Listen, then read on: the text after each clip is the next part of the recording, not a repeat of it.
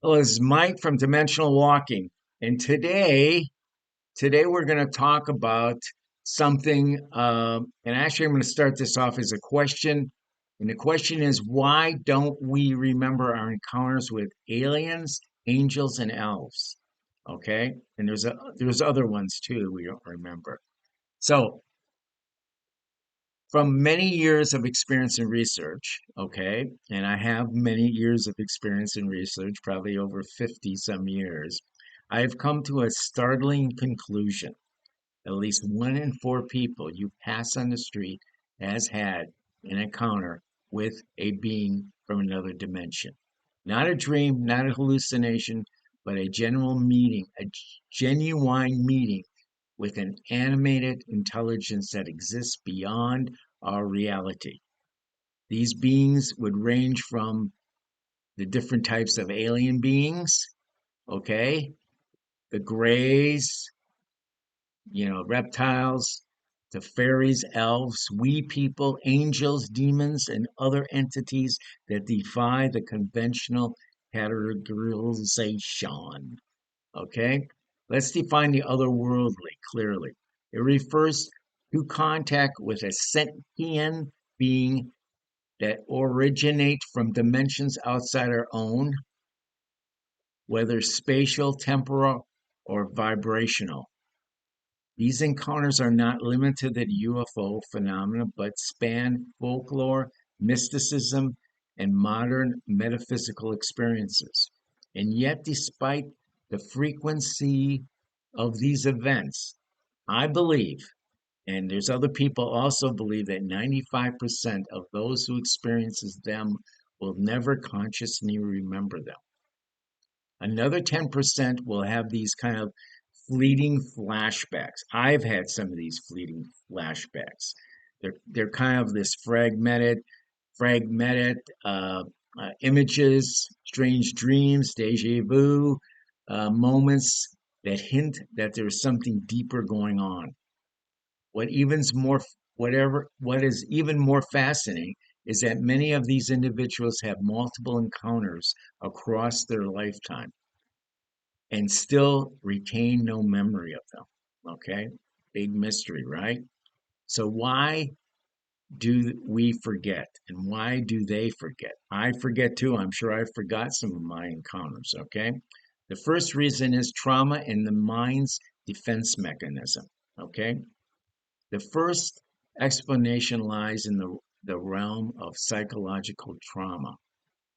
When faced with an experience so overwhelming, so alien to our understanding, the human mind can enter a protective shutdown. This isn't a just emotional repression, it is a neurological firewall. The brain flooded with stimuli cannot process may suppress these type of memories entirely to prevent a cognitive collapse. In extreme cases, this defense mechanism can be the difference between survival and a total mental breakdown. The encounter is buried and locked away in the subconscious, inaccessible without deep therapeutic or a hypnotic intervention. Okay? So then there's a reason two. And the reason two we're going to call perceptional incompatibility. The second reason is more uh,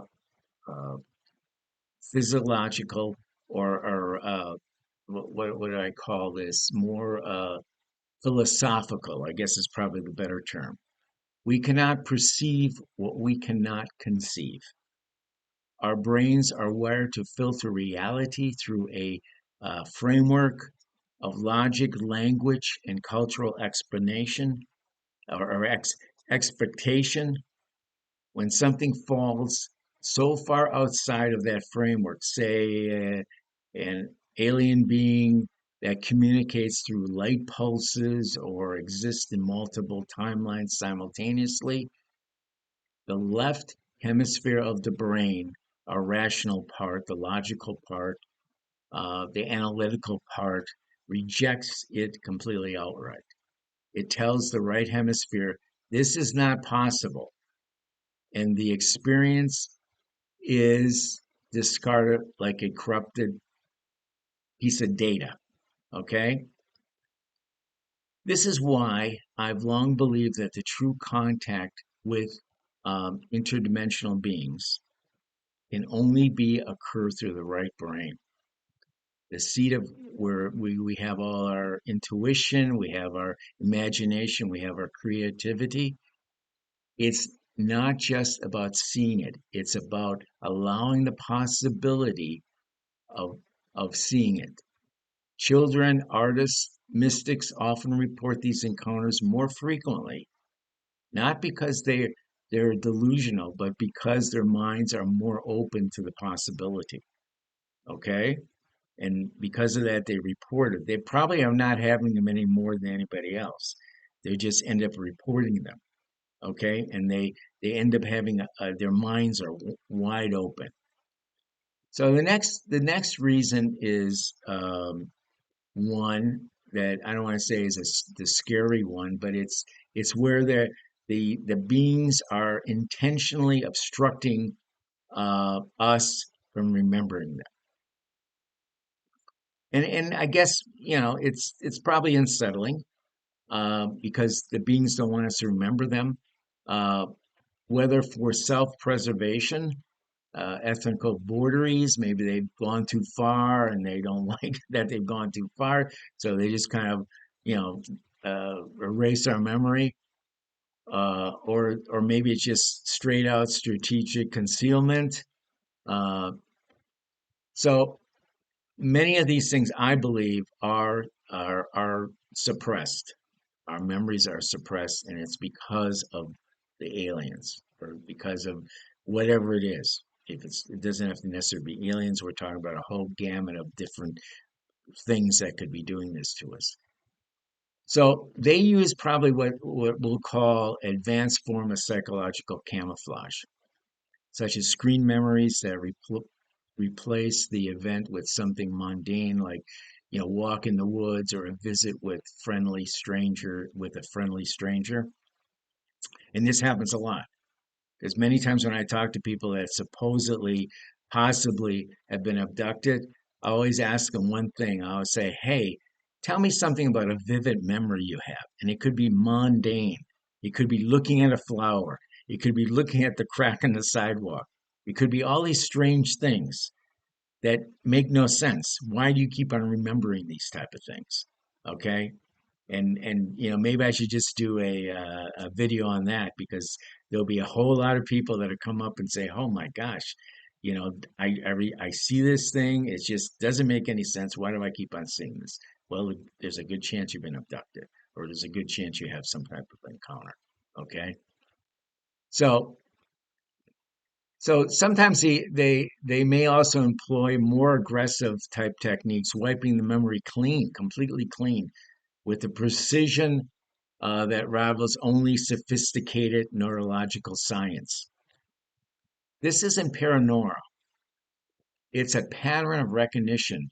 Across 1,000 abductions and contact reports, there's this reoccurring theme of amnesia, okay? Confusion or altered perception.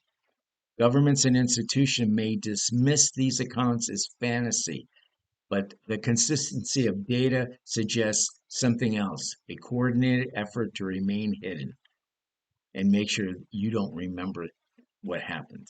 Okay? So, if even a fraction of these kind of encounters are true, then our understanding of reality is woefully incomplete.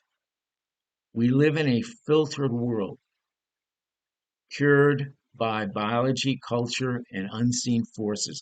The idea that reality is stable, is a stable, objective construct is comforting. Okay, we all want everything to be stable. We don't like change. We want everything just to feel comfortable. But this is likely a falsehood.